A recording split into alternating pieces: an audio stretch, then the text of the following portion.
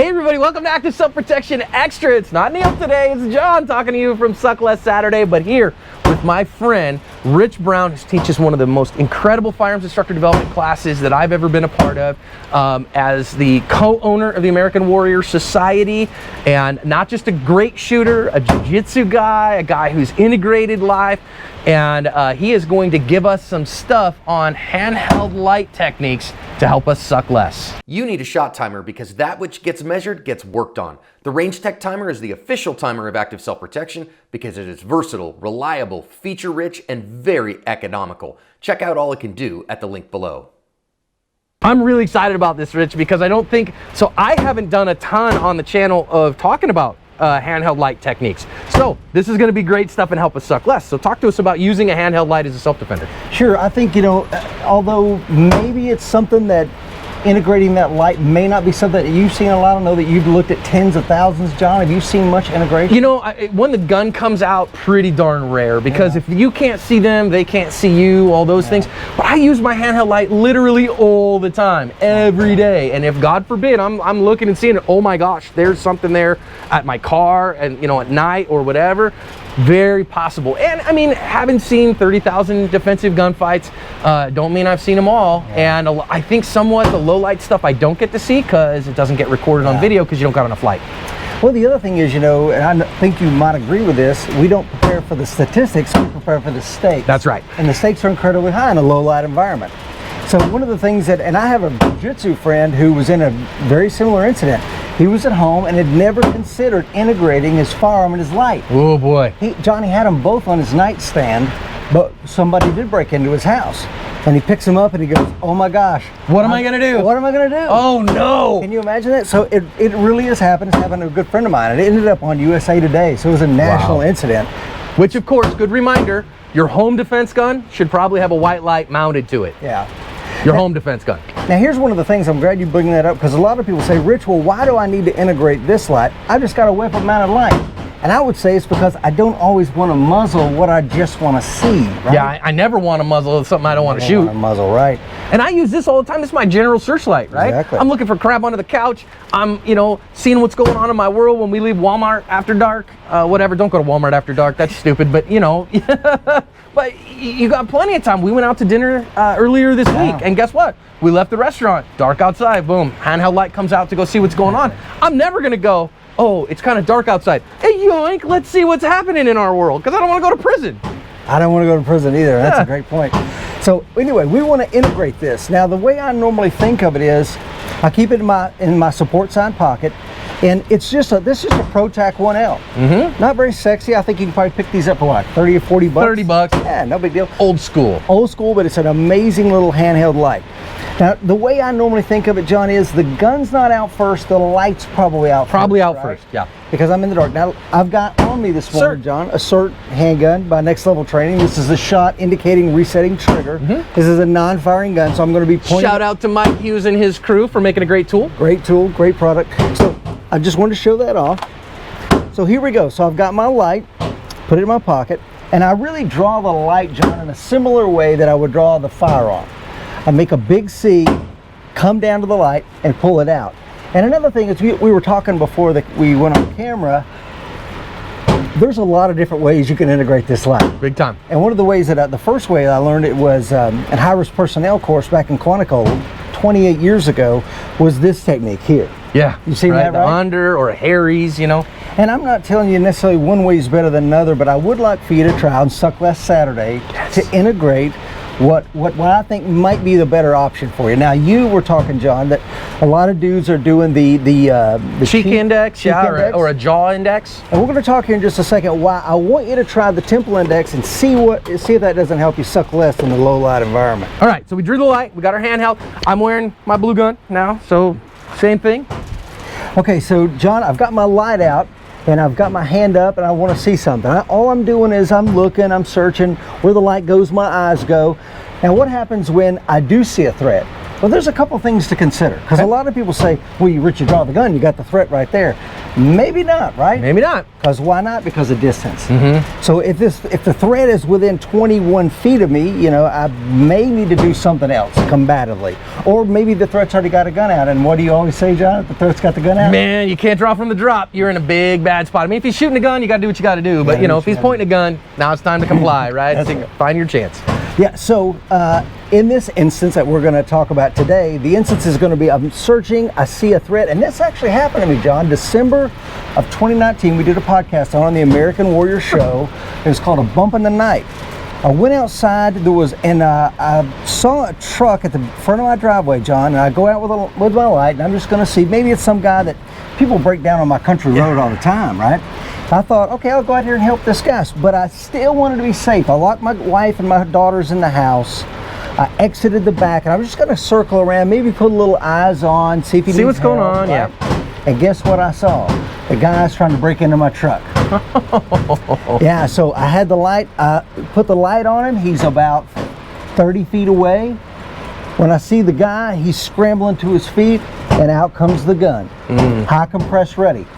Now, one of the things is I like this high compress ready position because in that instance, John, the guy was tweaking and he was about to rush me. He's like, you know, doing. Well, what am I going to do here? Yeah. And I'm like, I don't want to stick the gun out there and give it to him. There's no need to do that. Do you see much of that in the video? Yeah. I mean, well, so obviously people do a lot of goofy stuff in videos, but I see plenty of people when the gun comes out and they go, "Here, you want to take my gun away from me?" And it happens. Yeah. And so that's one of the things we talk about is using this thumb pectoral index or a retention position, keeping that gun out of the way. Of course, thumb pectoral index is Craig Douglas's, not mine.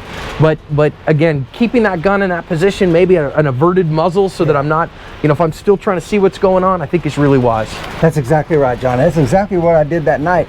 I come to high compress ready, then I went to this position, and then you know what I did? I stepped offline. Not because I want to get off the X-Bro and all this other stuff, but because there was a large staircase there, a large metal staircase at my home. I was able to step behind it and put some cover, maybe a little bit of concealment. Sure, a barrier in the way. A barrier in the way, right? At least it would slow this guy down if he moves on me. So I got the gun out and I step offline and I'm covered in the muzzle. And you know what he says, John? Please don't shoot me. Yeah. So. Well, let me see your hands. Yeah, exactly. And it's funny you say that, John, because I think that often a lot of people don't communicate. Right. This guy was methed out. He's tweaking. And he's just all over the place. I said, "Hey, pal, what's your name?" He says, "My name's Chris." I said, "Chris, do me a favor, pal. Are you armed?" He says, "No, man, I'm not armed." "Do me a favor, man. Raise your shirt and turn around for me." This is some good technique. I'm visually and physically inspecting this guy. What's on his belt line? What's it looks like in his pockets? Keep your hands where I can see him, pal. We're just going to slow this down. Okay, you okay with that, Chris? I'm talking to him. I'm de-escalating, right? Beautiful. So what we do is we say, "Chris, let's do this, pal. Let's get you on down the road. I'm not going to fight the guy. I don't want to hurt the guy if I don't have to. Let's only head on back to your truck." It's not an ego thing, man. I get it. He's trying to break into my truck. Right. But we're in the low light. We're in my front yard. All I've got is my wife and daughters in the house. I got no backup. I live 25 minutes from the nearest responding officer. Wow. Yeah. Got to deal with it yourself. Got to deal with it yourself. So when the gun comes out, Rich, what technique? So again, we've seen Harry's, we've seen, you know, the Surefire technique or the Rogers technique. We've seen FBI way out over here and those things. What's your preference when the gun comes out? My preference is definitely Temple, and I've tried all of them. The interesting thing about the FBI technique, I don't know if you know where that comes from. Well, I guess the FBI. The days of a lantern. Yeah, right. I've got this big lantern I out would here. hold the lantern. The lantern's giving me 360 illumination. I'd have it here. A lot of people mistake it for the fact of, oh, he's not going to shoot at you or whatever. Yeah. He's going to think I'm 9 foot tall and I'm standing a light over here. I always tell people, do some low light force on force. When a dude shines a bright light in your face, if you can shoot at that light, you're a better man than I am, Gunga Din. Speaking of the force on force, so again, if I've got the light and I'm here and my hands are up above the belt line and I'm searching, my weight's on the balls of my feet, right? Yeah. I've got a good athletic stance. Guess what that stance is? It's my shooting stance because it's going to give me mobility and stability, and that's incredibly important because this could go hands-on like with the guy Chris in my parking lot. So I'm here. If I had to tuck my head and cover, I'm right in a good position to cage up. My face is protected, my head is protected. Amen. Yeah. Love that. But you like a temple index as opposed to like a cheek weld or a neck index. Yeah. Because talk about why? yeah, for sure, 100%. And we can maybe show it on this, although it We might be a will little show too it, bright. and I want to, let's talk about it, then we'll shut the lights off, and we'll put some targets out there, and then we'll illuminate them, light them up. Cool. One of the things that I found when you're using if you use the cheek index, it will oftentimes take the shadow of your hand in the firearm and put it right in that good K5 area where I really want to be able to see what the threat's doing. Let's do this. How about this? Let's push this guy out to 5 yards. Mike, hit that light right there, would you? So now we've got some darkness. Tell us why you prefer that temple rather than in the cheek. One of the reasons that I prefer that, John, is because, check this out, guys. I don't know if you can see this, but if I'm using the temple index, right, and let's say I've got my handgun out. Let's see how that looks. Yeah, you can see that it's hard to see the target because you're completely covered over it, over your hand. Now let's go ahead and raise that to the temple and see what that looks like. See how much more Bringing you it can back down to the cheek, coming back up to the temple. It's pretty definitive. Pretty definitive, all things considered. And these are one of the things that I think a lot of people don't consider unless they actually, like we did today, John, turn the lights off and let's see what that really looks like. Yeah, amen. You want to shoot it for real? Yeah, let's do do it it. for real. Let's put the ears on. So let's talk real briefly because I think there's an interesting bit here that I want to kind of suss out. Because I think if you're shooting an iron-sighted gun, that higher bit will illuminate those sights. I wonder though on optics. I wonder if I'm higher, if the optic is going to get washed out by that rather than lower. Thoughts? That's a great point, John. And I got to be completely honest with you. I'm an old school guy. I only shoot iron-sighted guns. So we'd have to bring some red dot ninja in to tell us about that. But that's a great point. Oh, I tell you what. I've got a Holliston 507 locked out in terms of its brightness. So we'll shoot them both and see how it goes. Do it. Let's do it. So again, the first thing is I've got my light out and I'm searching with my temple index.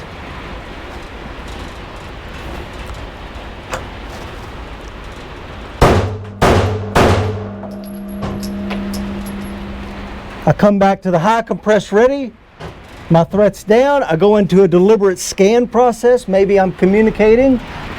And I got all the other stuff we would do, but I think what you really saw there is with that light up, you could see your sights really well. Yeah. All right, let's see how I do in terms of the red dot. Let's check it out. So again, if I'm here and I'm looking and searching, so it doesn't change anything there. There's a neck index, so you can see him real well there. Come up here to a temple. Same thing here, but let's get the gun out and see what that does, okay? So if I drive the gun out and I've got him here, and I go up here to the top, I can see my sight just fine here. So I can see that just great. If I come down here and now I get to my sights, I still am doing all right. So I've got both okay here, but I think that's maybe just, so you notice though, I'm definitely on top of my hand a little bit more. So I think that from a shooting perspective, getting that light up here on my temple here, I think it definitely showcases that it's superior. Now, I will say when it's time to put the gun away, be cautious here. Don't point a gun at yourself, right? So I'm going to use that support hand, get it out of the way real easy, and reholster like normal. Accuracy's key, right? Make sure you get your hits. That Rich got his hits, I got mine. Yeehaw, that's good stuff. So to give somebody some practice so they can suck less this week, what do you want them to do? What I want them to do, John, is probably get that light out and really work some of these techniques. Yeah. Work searching, right? Eyes, muzzle, target if you're searching, high compress ready. You can also, if you like, think about, a lot of times you'll see guys on the grams, and they'll draw the gun, the old rip and grip with two hands. Mm-hmm. But what if this hand's got the light out? Great reason to practice some one-handed draw techniques. Absolutely, John. Great reason to practice them. I'm going to tell you, this is why you want to own a blue gun with the gun that you carry. So whether that is a SIRT pistol because you're a Glock carrier, I bought this guy, I think I bought this guy on Optics Planet. They're kind of harder to find HKs, right? Not quite as many of them out there in the marketplace, but having this available so that I'm not muzzling with a real gun around my house or whatever, around my dry fire area, doing that with a gun. But using that, maybe 3 nights this week, find a little time for some low light and kind of experiment.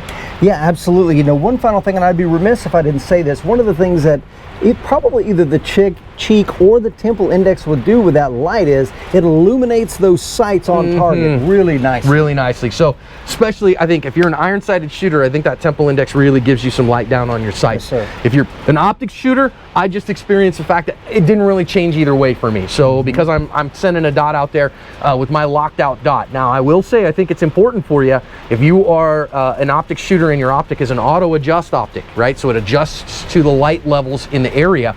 Shining the light on the optic might change your illumination on your optic. It's one of the reasons I lock mine out, actually. So something for you to think about, and I think another thing for us to play with while we use our handheld light techniques. You know, another thing, John, you mentioned candela or lumens or what are these other things that we got here. So this is really like only 120-ish lumens.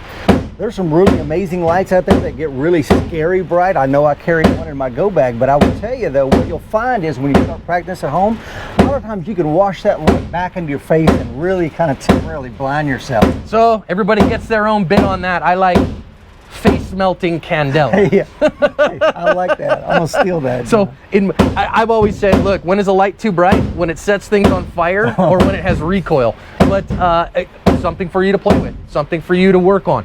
Use that neck index, see what's going on in your world. You know, use your blue gun. I've got my real gun in here, but if I had my blue gun in my holster, I can say, wait a minute, can I draw that? And I think it's a great time to work on some single-handed draw techniques too. Yeah. So I think once you put a handheld light into the mix, you got to do some work to suck less. That's exactly right, John. Rich, thanks for the time, man. Appreciate Thank you, brother.